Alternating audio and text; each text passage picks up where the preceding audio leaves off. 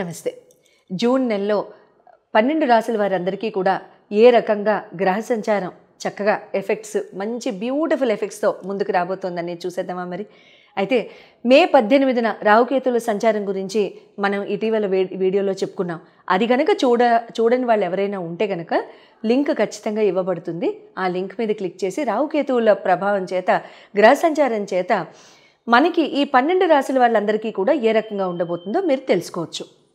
ఎందుకంటున్నాను అంటే రాహుకేతువులు జనరల్గా సంవత్సరంన్నరకి ఒక్కసారి మారే గ్రహాలు.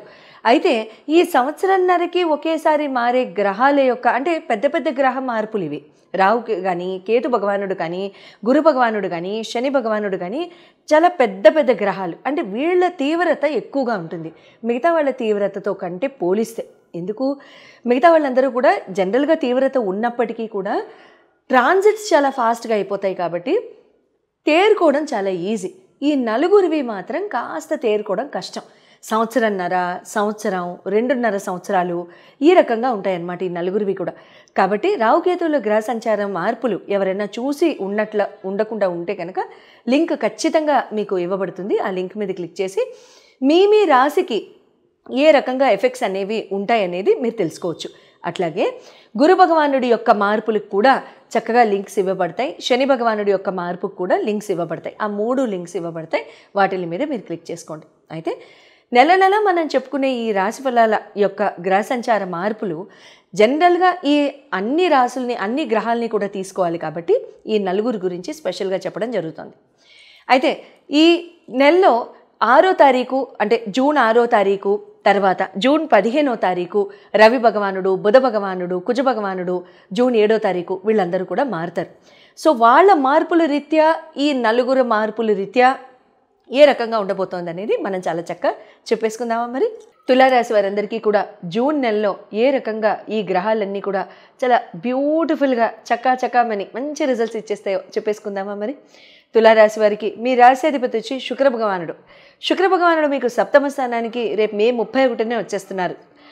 శని భగవానుడు మీకు 6వ స్థానంలో, గురు భగవానుడు 9వ స్థానంలో రవితో కలిసి, తర్వాత రాహు భగవానుడు వచ్చేసేసి మీకు 5వ స్థానానికి మొన్ననే మే 18న వచ్చారు. కేతు భగవానుడు లాభస్థానానికి వెరీ గుడ్. మెర్క్యూరీ అంటే బుధ భగవానుడు 7వ స్థానానికి రావడం జరిగింది. 7వ స్థానం నుంచి 8వ స్థానానికి ఆయన ముందుకు వెళ్ళడం జరుగుతుంది. అయితే కుజ భగవానుడు వచ్చేసేసి ఆయన కూడా మీకు లాభస్థానంలో అంటే 11వ స్థానంలో ఉండడం జరుగుతుంది. హెల్త్ పరంగా కనుక చూసుకున్నట్లయితే మీకు రాశ్యాధిపతి వచ్చి శుక్ర భగవానుడు మీకు 7వ స్థానానికి వస్తున్నారు కాబట్టి ఇక్కడ ఏమవుతుందంటే మీకు ట్రిప్పులు, టూర్లు, ఫ్యాన్సీ డిన్నర్లు ఇలాంటివి ఎక్కువ అవుతూ ఉంటాయి ఈ టైంలో. ఇలాంటివి ఎక్కువ ఉన్నప్పుడు కాస్త అంటే ఒక 4 ముద్దలు ఎక్కువ లాగించడం, కాస్త దాని వలన వచ్చే డైజెస్టివ్ ఇష్యూస్ కానివ్వండి, కాస్త గొంతు పాడవడం కానివ్వండి, లేకపోతే హఠాత్తుగా ఏదైనా మంచి ఫ్రూట్ డ్రింక్ తాగడం కానివ్వండి, ఇలాంటివి చేయడం, లేకపోతే ఏదైనా మిల్క్ షేక్స్ కానివ్వండి, కోల్డ్ ఐటమ్స్ కానివ్వండి తీసుకోవడం జరుగుతుంది. ఆహ్లాదంగా చేసేది కొంచెం మితిమీరిన ఆనందం ఎక్కువైపోయేసరికి కొంచెం ఇక్కడ గొంతు రిలేటెడ్ ఆస్పెక్ట్స్ కొంచెం ఇబ్బంది పెట్టడం జరుగుతుంది. అంతకంటే పెద్దగా ప్రాబ్లం అంటూ ఏముండదు. అయితే ఎడ్యుకేషన్ పరంగా, ప్రేమ వ్యవహారాల పరంగా కనుక చూసుకున్నట్లయితే శని భగవానుడు అవుతారు కాబట్టి ఆయన మీకు 6వ స్థానంలో ఉన్నారు కాబట్టి ఇక్కడ ఏమవుతుందంటే మీకు ఇక్కడ మీ రుణాన్ని తీర్చుకోవడం, రుణ రోగ శత్రు స్థానంలోకి శని భగవానుడు రావడం లాంటిది నిజంగా గమనించాల్సిన విషయమే. ఏమవుతుంది? 6వ స్థానానికి శని భగవానుడు వస్తే ఏమవుతుంది? శత్రు రోగ రుణాలు పెంచుతారా, తగ్గిస్తారా? ఉన్న వ్యవహారాలు ఏమైనా ఉంటే అటువంటివి తొలగించడం, వాటి నుండి బంధ విముక్తుల్ని చేయడం లాంటివి జరుగుతూ ఉంటాయి. శత్రు రోగ రుణాలు పోతాయి. ఇక్కడ మీకు ఏదైనా ఎవరికైనా విద్యాబుద్ధులు కనుక చెప్పాల్సిన అవసరం ఉండి ఇప్పటిదాకా చెప్పి ఉండకపోతే టైం పరంగా కానివ్వండి, విద్య పరంగా కానివ్వండి, నాలెడ్జ్ పరంగా కానివ్వండి చెప్పి ఉండలేకపోయిన పరిస్థితి కనుక వచ్చి ఉంటే అవన్నీ కూడా తొలగిపోయి సునాయాసంగా విద్య చెప్పేస్తారు. అవతల వాళ్ళకి వంట పడుతుంది కూడా. రుణం తీరిపోయిందా లేదా? సింపుల్. ఇక్కడ ఎటువంటి అనారోగ్య పరిస్థితులు ఏమన్నా కనుక శరీరంలో దాగి ఉన్నట్లయితే అవి హఠాత్తుగా బయటపడడం లాంటివి జరుగుతూ ఉంటాయి.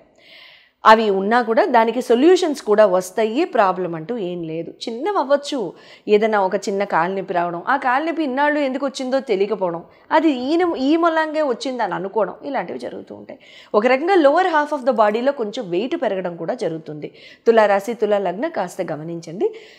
కొంచెం వాకింగ్ అనేది అలవాటు చేయాలి. ఎందుకంటే యాక్షన్ ఓరియంటెడ్గా ఉండడమే శని యొక్క ఆస్పెక్ట్. ఆయనకి ఎప్పుడూ కూడా కీప్ మూవింగ్ అంటారు. ఆయన కూర్చోవడం అనేది కుదరదు. జనం ఏం చేస్తారు, శని భగవానుడు వచ్చారు మాకు బద్ధకం పెరిగింది అంటారు. బద్ధకం మీకుంది, శనికి లేదు. సో కాబట్టి మీరు కదలండి, శని ఆటోమేటిక్గా కదిలిస్తారు. ఇబ్బంది అంటూ ఏం లేదండి. తర్వాత లవ్ పరంగా కనుక చూసుకున్నట్లయితే ఇక్కడ ప్రేమ వ్యవహారాల్లో కూడా అంటే ఒక రకంగా చెప్పుకున్నట్లయితే మీకు ఎలా ఉంటుందంటే, పూర్వజన్మ సంబంధికులు కానివ్వండి, పూర్వజన్మ సంబంధికులతో ప్రేమ వ్యవహారాల్లో పడ్డం కానివ్వండి, ఇలాంటివి జరుగుతూ ఉంటాయి. ఆ వయసులో వాళ్ళు జరుగుతూ ఉంటాయి అన్నమాట. లేకపోతే పూర్వజన్మ సంబంధికులు హఠాత్తుగా ఇక్కడ కలవడం లాంటివి జరుగుతుంటాయి. కొన్ని బంధాలు మనకి మన జన్మల్లో హఠాత్తుగా వస్తాయి. వాళ్ళు ఆ టైంలో ఎందుకు వస్తారో తెలియదు, మనకి వస్తారు. వాళ్ళతో ప్రేమ వ్యవహారాలు ముందుకెళ్ళిపోతూ ఉంటాయి అన్నమాట. ఇక్కడ వైవాహిక జీవితం కనుక చూసుకున్నట్లయితే ఇక్కడ మీకు వైవాహిక జీవితానికి కారకుడు మీకు కుజభగవానుడు.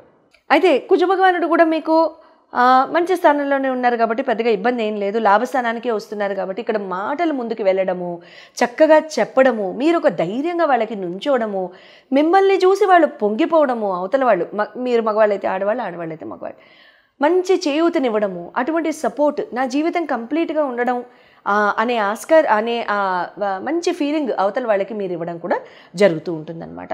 కెరీర్ అండ్ బిజినెస్ పరంగా కనుక చూసుకున్నట్లయితే మీకు నవమాధిపతి మీకు బుధ భగవానుడు, దశమాధిపతి మీకు చంద్ర భగవానుడు అవుతారు. కాబట్టి బుధ భగవానుడు కూడా మనం చెప్పుకున్నాము ఆయన అష్టమానికి మూవ్ అవుతూ ఉంటారు. ఇక్కడ ఎలా ఉంటుందంటే ఈ రోజుల్లో అంటే ఒక 20-24 రోజులు మే 6వ తారీఖు నుంచి కూడా ఎటువంటి అంటే ఒక 3 రోజులు ముందుకు వేసుకోండి. అక్కడి నుంచి కూడా ఉద్యోగ మార్పులకి వెళ్ళబోకండి. ఉద్యోగాల్లో కొత్త ఉద్యోగాల్లో చేరకండి. ఈ టైంలో మీకు జాయినింగ్ డేట్స్ ఉంటే కొంచెం ఎక్స్టెన్షన్ తీసుకోండి. ఎందుకు ఇటువంటి టైంలో కనుక మీకు జాయినింగ్ డేట్స్లో ఉంటే ఈ ఉద్యోగాల్లో మీరు కంటిన్యూ అవ్వరు. మీకు అక్కడ చిరాకులు ఎదురవుతాయి. మేనేజ్మెంట్తో చిరాకు, అడ్మినిస్ట్రేషన్తో చిరాకులు, లేకపోతే అక్కడ మీకు వెళ్ళిన తర్వాత కూడా మీకు అదో రకంగా చాలా ఫ్రస్ట్రేటింగ్గా ఉండడము, ఇలాంటివి జరుగుతూ ఉంటాయి. సో కాబట్టి ఇటువంటి ఆస్పెక్ట్స్లో పడకుండా ముందుకు వెళ్ళడానికి ప్రయత్నించండి. అంటే డేట్స్ ఏమైనా షిఫ్ట్ చేసుకోగలిగితే ఒకసారి స్క్రీన్ మీద డిస్ప్లే చేయబడ్డ నంబర్స్కి ఒకసారి కాల్ చేస్తే కనుక మీకు ఏ డేట్స్లో ఫేవరబుల్లో నేను చెప్తాను. కాబట్టి ఆ డేట్స్కి మీరు కనుక చేసుకున్నట్లయితే అంటే వాళ్ళు ఒప్పుకుంటారో లేదో మాధవి, ఒప్పుకుంటారు, ఇబ్బంది లేదు. అంటే మనం అదే పరంగా ఏ ప్లానెట్ సపోర్ట్ అయితే తీసుకుంటే మంచిదో అదే రకంగా వెళ్తాం. కాబట్టి ఖచ్చితంగా మీకు చెడు జరగకుండా చూసుకుంటాను. కాబట్టి ప్రాబ్లం లేదు. బిజినెస్ పరంగా కనుక కొత్తగా ఫండింగ్ చేయడం కానీ, ఆపర్చునిటీస్ వెతకడం కానీ, బిజినెస్ లోకి ఫండింగ్ పంపింగ్ కానీ ఇలాంటివి చేయదలుచుకుంటే, భూముల కొనుగోలు లేకపోతే బిజినెస్ పెట్టడాలు ఇలాంటివి ఈ టైంలో కనుక ప్లాన్ చేస్తుంటే వద్దు, అస్సలు వద్దు. మే 4వ తారీఖు నుంచి సుమారు మే 3వ తారీఖు నుంచి మొదలు పెట్టండి. కట్ ఆఫ్ వచ్చేసేసి 1 మంత్ ఆఫ్టర్ దట్, ఇంచుమించు సుమారు జూన్ 2nd 3rd వరకు, అక్కడి వరకు కూడా కొంచెం నెమ్మదించండి. ఈ జాగ్రత్తలు కనుక తీసుకున్నట్లయితే తులారాశి వారికి చాలా శుభంగా ఉంటుంది. శుభం భూయాత్.